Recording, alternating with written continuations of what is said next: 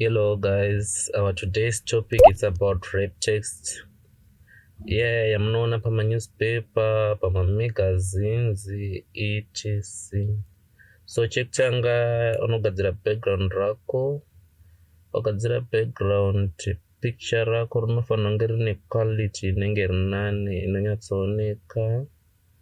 After izvozvo then you trace your pic, quick trace.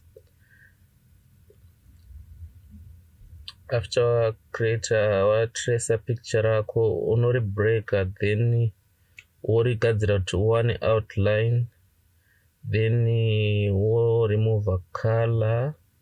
After remove a color then delete macaves ari mukati aya wasarwa neoutline chet. Wasarwa neoutline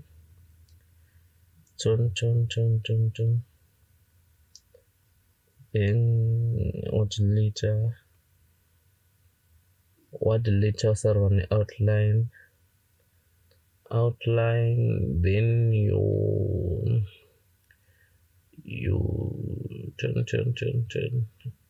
apo enlarge opposition outline yako. After opposition outline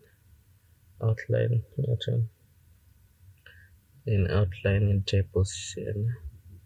When up objects then you convert to outline.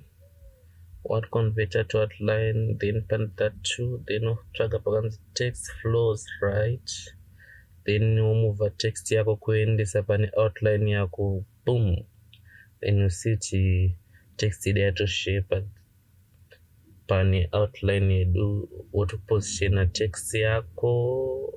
Finally wotobuditsa chinhu chako then wotochinja background color chete. Then kana wapedza unogona kudesigna your text wongoisawo drop cap pamusoro pa-first letter. So unotanga wahighlighta first letter racho. Warihighlighta then woenda pane kasign kedrop cap apo, then ukaklika then boom, letter redu ratoita caps. Please musakangana subscribe. Tosangana zvakare pa next tutorial.